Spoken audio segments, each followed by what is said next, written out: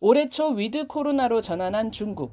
하지만 부동산 경기 침체로 소비 열기가 금방 식어버렸습니다. 대대적인 할인에도 사람들은 지갑을 닫았고 제조업 경기도 꺼지고 있습니다. 넉 달 연속 0%대였던 중국 소비자 물가 상승률은 급기야 7월에는 마이너스로 돌아섰습니다. 생산자 물가 지수도 4.4% 하락해 두 지수 모두 떨어진 건 2년 9개월 만에 처음입니다. 외신들은 중국의 경기 침체 속 물가 하락, 디플레이션이 현실화하고 있다며 일본식 장기 불황 우려까지 거론하고 있습니다. 앞서 중국은 지난 6월 청년 실업률이 21%가 넘어 사상 최고치를 기록했고 7월 수출 역시 3년 5개월 만에 최대 낙폭을 보였습니다. 중요한 것은 중국이 한국과 타이완, 대만으로부터의 수입도 20% 넘게 급감을 했다는 것인데요. 이것은 주로 한국과 타이완으로부터 중국이 반도체, 그다음에 전자제품을 수입해 왔는데 반도체와 전자제품의 수요가 좀처럼 늘어나지 않고 있다. 지난 1분기 대중국 수출 의존도가 19.5%로 떨어지긴 했지만 여전히 중국은 우리 수출 비중 1위 국가입니다. 중국 경기 하강은 올해 우리 정부가 예상하는 상저하고 흐름에는 악재입니다. 중국 정부가 경기 부양책을 많이 쓰고 있는데 그것이 크게 효과가 나타나지 않는 경우에는 우리 성장세도 저희가 1.5%를 전망했습니다만 그거보다 좀 큰 폭으로 하회할 가능성도 있다. 미국의 투자 제한 조치 강화와 폭우 피해까지 겹쳤지만 지방정부 부채 급증과 위안화 약세가 걸림돌인 상황이어서 중국 정부가 어떤 경기 부양책을 더 내놓을 수 있을지 관심이 쏠립니다. YTN 이승은입니다. 매출 기준 중국 1위 부동산 개발 업체인 비구이위안 관련 채권 거래가 어제 중단됐습니다. 시장의 공포를 진정시키려는 조치입니다. 비구이위안은 지난 7일 만기가 돌아온 액면가 10억 달러 채권 2종의 이자 약 300억 원을 지불하지 못해 유동성 위기에 빠졌습니다. 유예 기간 30일 안에 이자를 내지 못하면 디폴트가 선언됩니다. 비구이위안은 성명을 내고 투자자들의 권리를 보호하기 위한 조치를 하겠다고 밝혔지만 시장의 반응은 냉담합니다. 홍콩 증시에서 비구이위안 주가는 지난주 30% 넘게 떨어진 데 이어 어제도 18% 이상 폭락했습니다. 지난 2007년 4월 상장한 뒤 최저치로 불안감이 커지고 있습니다. 还是挺担心的，因为对于我们普通百姓来说，就是关心的还是说房价，这个对房价会不会有一些影响？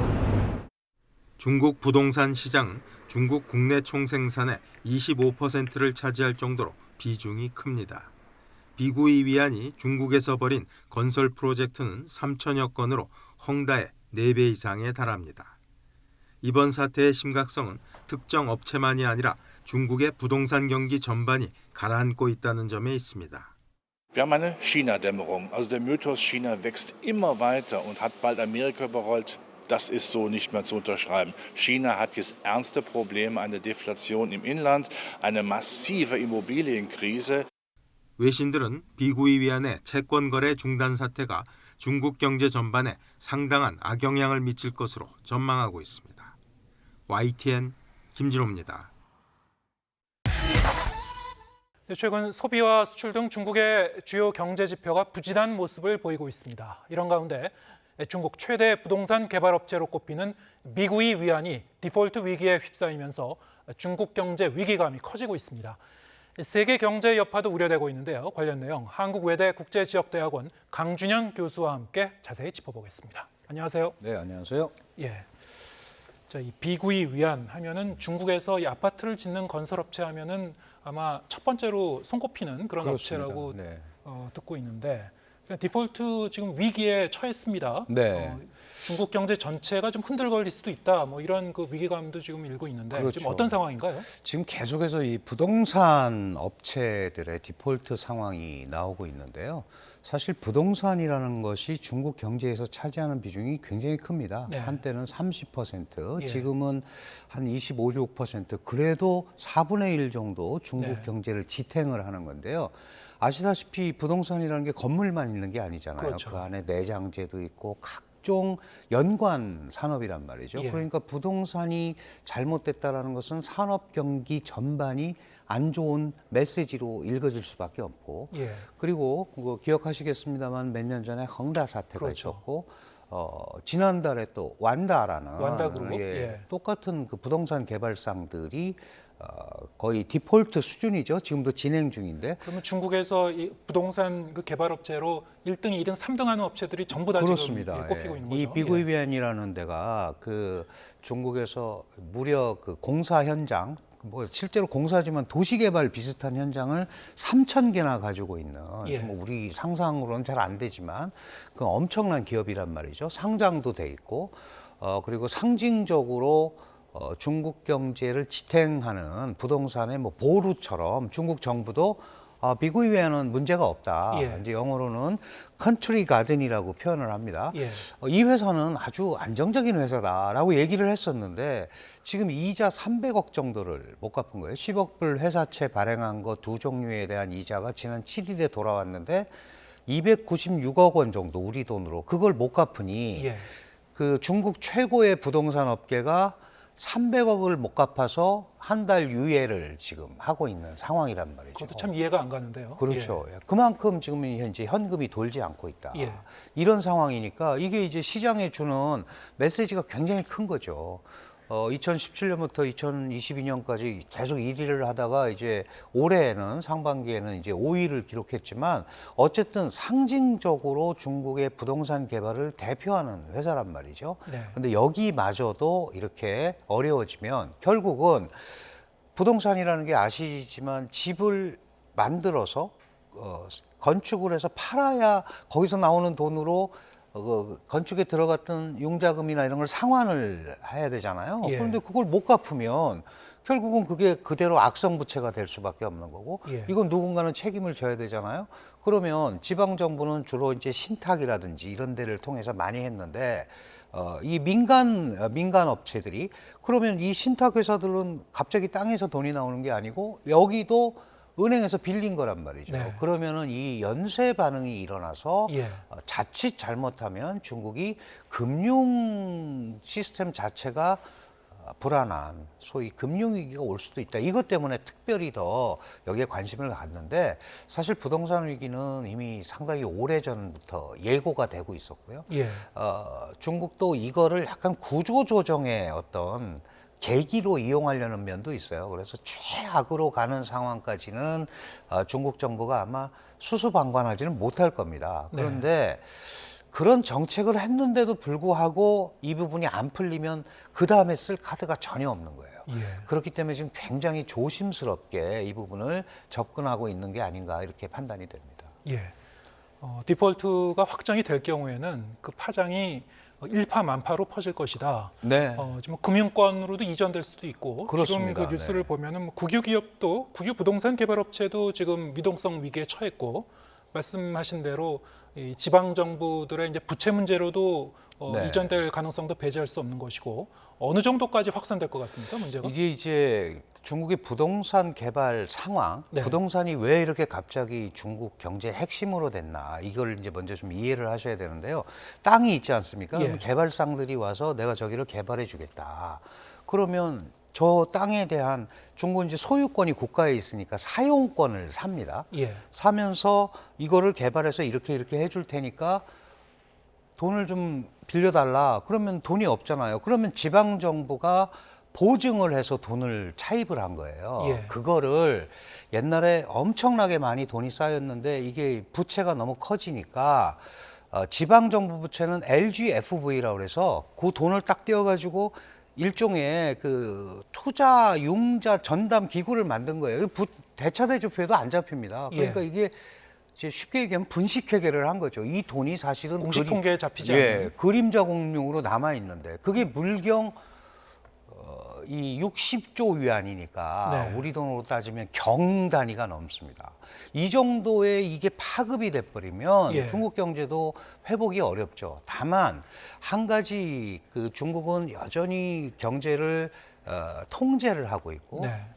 외환보유고가 여전히 있고 그렇기 때문에 이 부분을 해결하려는 노력은 분명히 할 수 있어요. 다만 이것만 해결하고 그 다음에 뭐 내수라든가 이런 게 안 일어나면 이게 사실은 우리도 그런 경우 있지 않습니까? 어디 살리려고 산업은행 국채라든지 뭐 지원해 갖고 했는데 거기서 끝나버리면 아까운 혈세만 쓰고 해결이 안 되는 경우가 있잖아요. 그런데 이게 경제 4분의 1을 차지하는 이런 구조인데도 돈을 쓰고 안 됐다? 그러면 이제 상황이 심각해진 거죠.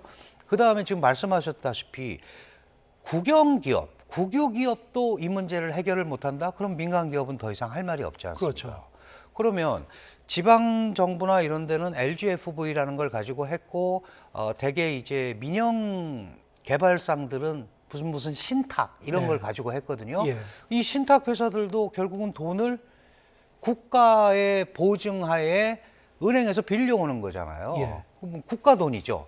그러면 아파트를 건축을 했는데 이게 안 팔리게 되면 상환이 안 되잖아요. 상환이 안 되면 악성부채고, 악성부채면 누군가는 책임을 져야 되고, 그러면 회사는 도산하고 이 돈을 누군가 갚아야 되니까 안 그러면 이걸 못 갚게 되면 그걸 우리가 디폴트라고 그러지 않습니까? 그렇죠. 이렇게 돼서 커지는 게 국가 디폴트거든요. 잘 아시다시피 뭐 남미 국가들이 많이 옛날에 이랬고, 그러니까 이런 수순을 잘못하면 밟을 가능성이 있다라고 생각을 해서 많은 중국 경제를 바라보는 전문가들이 우려를 하고 있는데, 실제로 중국 정부는 이거는 일시적 현상이다. 우리는 여전히 이 부분을 통제할 수 있다라고 얘기합니다. 그 얘기인즉슨 여전히 일정 부분은 이걸 가지고 질서 있는 구조 조정의 계기로 삼아보자라는 생각을 하고 있는 것 같아요. 근데 상황이 중국이 생각하는 것보다 훨씬 더 나빠진 것 같습니다. 그러니까 지금 어저께 급하게 이제 금리도 좀 0.1%, 뭐 0.15%, 그다음에 실질적으로 그 LPR이라고 그래서 기준금리 역할을 하는 게 있어요. 이 대출 우대 금리도 좀 내리고 시장 유동성을 일단 공급을 하면서 금융권으로 크게 번지지 않도록 지금 이제 신경을 좀 쓰고 있는 것 같습니다. 일단 30일 그 유예 기간은 있지 않습니까? 디폴트 확정되기 전에. 그러면 중국 정부가 좀 적극적으로 개입할 것 같습니까? 그 정도까지는 300억 정도니까 가능할 것 같고요. 만약에 이제 이런 그 부동산 회사를 살릴 거냐 아니면 정리할 거냐는 이제 아무래도 정부의 입김이 물론 있겠죠. 그런데 이제 대외적으로 주는 메시지가 굉장히 크지 않습니까? 그러면 바깥에 돈 못 갚는 거는 내가 못 갚겠다라고 하고, 내부적인 거, 그러니까 역외 펀드는 디폴트 선언을 하고 역내 펀드는 좀 갚겠다 이럴 수도 있고, 정리하는 수순상 아니면 얘기를 안 하고 그냥 버티면서 정부가 좀 개입을 해서 넘어가는 방법도 있을 수가 있고, 그 과정에서는 일단 헝다 모델이 그런 겁니다. 헝다도 일단 이 회사가 가지고 있는 자산을 다 써서 기본적으로 해결을 하고, 그때도 안 되면 중앙정부가, 왜냐하면 이게 문제가 생기면 정말 걷잡을 수 없는 부동산에 붕괴가 와버리기 때문에, 그러나 일단 좀 쓰라는 거죠. 당신들이 쓸 수 있는 모든 자원과 자원을 가용할 수 있는 걸 다 해서 일단 해결을 하고 그 다음에 정부가 개입하겠다, 이제 이렇게 나가는 거거든요. 그러니까 지금 상황을 보면 그렇게까지 움직이도록 중국 정부가 모르는 척하지는 않을 겁니다. 왜냐하면 중국이 지금 리오프닝을 선언을 하고 좀 몇 개월이 지났잖아요.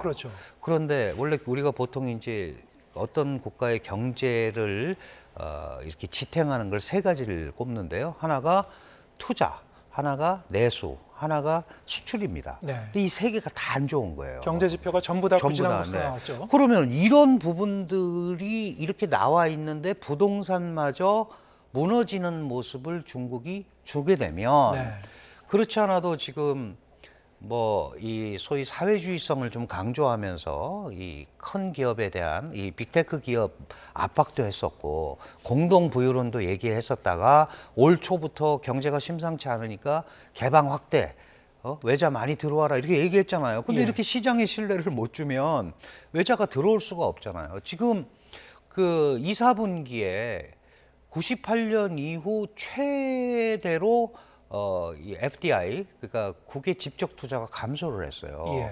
그 98년이니까 25년 만에 지금 최대거든요. 전년 대비 87%가 감소했습니다. 네. 그러면 중국 시장에 대해서 해외 기업도 투자를 안 하려고 하는 거 아니에요. 예. 거기다가 지금 지난 9일에 미국 행정부가 3가지에 대한 대중 투자 제한법을 또 발표를 한 그렇죠. 거예요.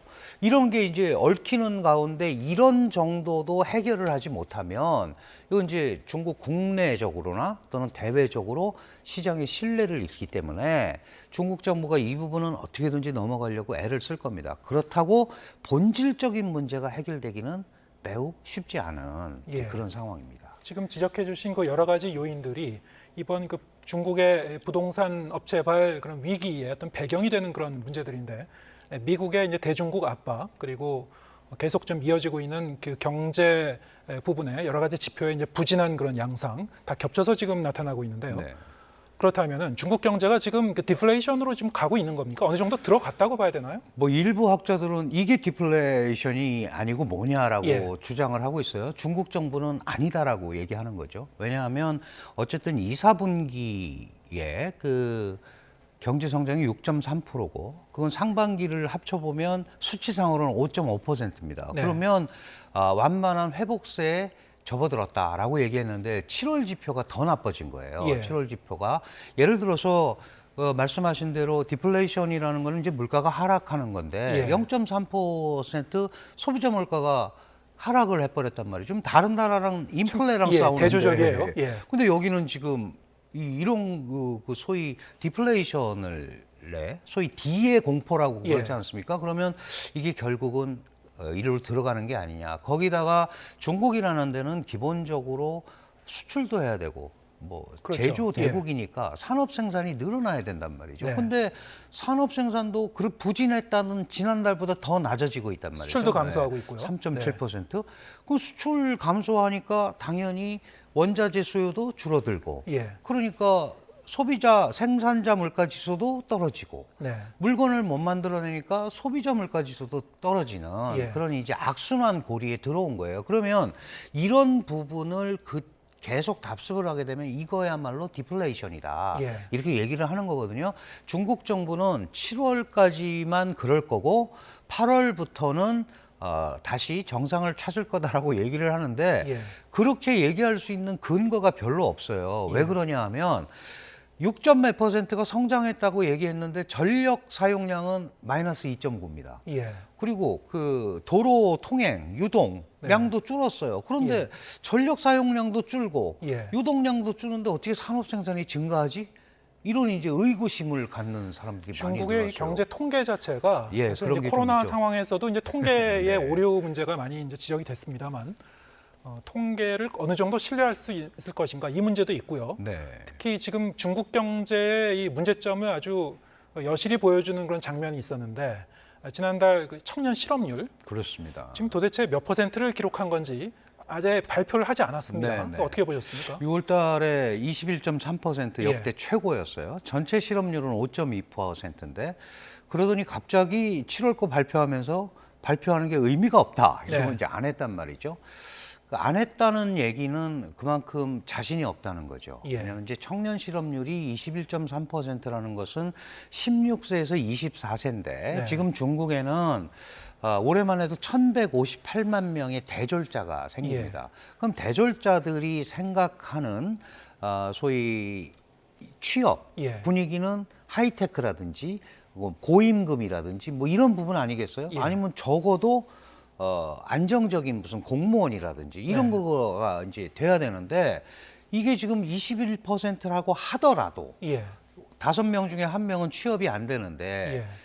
일부 또 통계는 북경대학의 장단단 교수의 통계에 의하면 46.5%다. 46.5% 청년 그럼 실업률이. 왜 둘 중에 하나가 아니다. 예.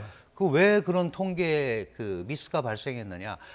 일주일에 1시간만 일해도 그렇게 보는 거예요. 그리고 예. 취업을 안 하는 사람들, 나는 취업하기 싫어, 이런 사람은 빼버리는 거예요. 탕핑족이라고 예, 하나요? 그렇죠. 그냥 누워 있는 예, 거죠. 예, 아예 그냥 취업을 포기하고 캥거루족도 생겼고요. 캥거루족도 있고. 부모한테 그냥 의존해서 사는 그런 이런 청년들. 거를 빼고 했단 말이죠. 예. 그러다 보니까 이게 이건 도저히 이 상태로는 이 발표를 해봐야 사회 혼란만 야기하겠다라고 생각을 하는데, 기억하시겠습니다만 백지 시위라는 게 있었잖아요. 예. 예.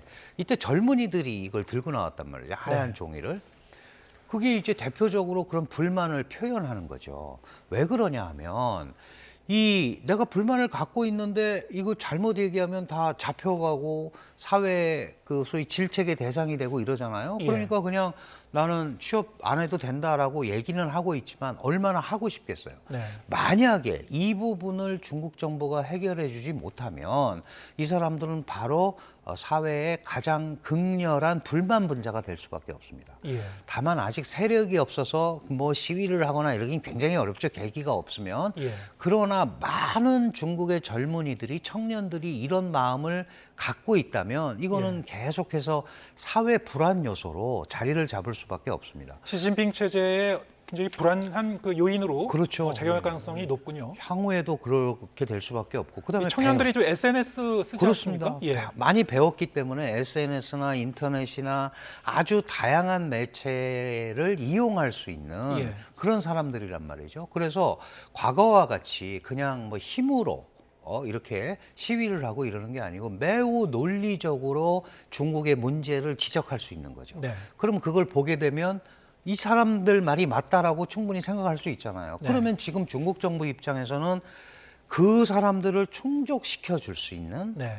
일자리를 만들어야 되잖아요. 그런데 중국 내부 동력으로는 안 된단 말이죠. 예. 그래서 외자 도입을 그렇게 강력하게 얘기하고 있는데 아무도 중국 경제에 대해서 신뢰를 안 하고 있는 거예요. 그렇게 급한 사람들이 반간첩법 또는 대외관계법 이런 걸 만들어서 투자 심리를 옥죄고 있단 말이죠. 예. 그러면 이게 매우 이중적으로 보인다는 거죠. 모순되면서 좋은 것만 취하려고 하는 데 대해서는 서방 기업이라든지 이런 데가 소위 긍정적인 투자 대상으로 보기가 매우 어렵다는 겁니다. 그런 지금 딜레마에 빠져 있는 거고요. 결국 중국 정부가 이 부분을 돌파하기 위해서는 일단 시장, 내수 시장이나 국제 시장에 대한 신뢰를 주는 조치들을 일단 좀 보여주는 것이 가장 중요하다. 저는 그렇게 판단합니다. 네.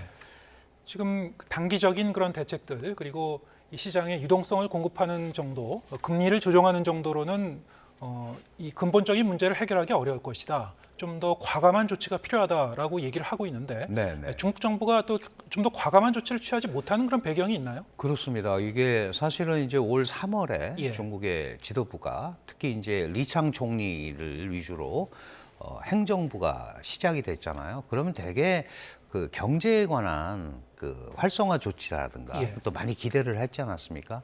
이걸 생각을 하는데 사실 중국은 아픈 기억이 있습니다. 2008년도 서프라임 모기지 사태로 인한 국제 금융위기, 네. 리먼 브라더스가 도산하고 이랬을 때 중국은 여전히 금융시장을 개방하지 않았었기 때문에 많은 외자를 갖고 있었고 WTO 체제 이후에 달러를 많이 쌓아놓고 있었죠. 그래서 그거를 중국의 경기 부양 자금으로 인민폐 약 4조 위안, 우리 돈, 그 당시에 우리 돈으로 800조 원 정도 되는 돈을 풀었습니다. 그런데 이게 부동산과 주식시장으로 흘러들어가서 오늘날 부동산, 그다음에 주식의 거품을 형성했다라고 생각을 하는 거죠. 예. 그래서 보다 과감한 경기 부양 조치를 취했을 때 그런 것들이 제대로 안 흘러가고 또다시 그런 게 반복이 되면 이제 더 이상 쓸 카드가 없는 겁니다. 네. 가장 대표적으로 지금 중국 사람들은 아파트 값이 저렇게 떨어지고 지금 그 소위 재고품 밀어내기를 많이 하는데도 물건을 안 삽니다. 왜냐하면 미래가 불안하니까 예. 돈이 있으면 저축을 한단 말이죠. 예. 이 저축률이 50%가 넘는 거예요. 이 불경기에도 저축을 한다. 이거는 뭔가 지금 상황이 물론 뭐 저축할 수 있지만 가처분 소득도 없는데 계속 저축을 해야 되니까 예. 이게 경제가 안 도는 겁니다. 네. 이런 부분을 이제 중국 경제가 어떻게 상황 판단을 하고 보다 포괄적인 시장 신뢰 회복 조치를 내릴 수가 있느냐가 관건이 될 거다. 예. 이렇게 얘기를 하는 건데 지금 뭐 우리가 얘기하고 있습니다만은 이 중국의 근간인 부동산이라든지 예.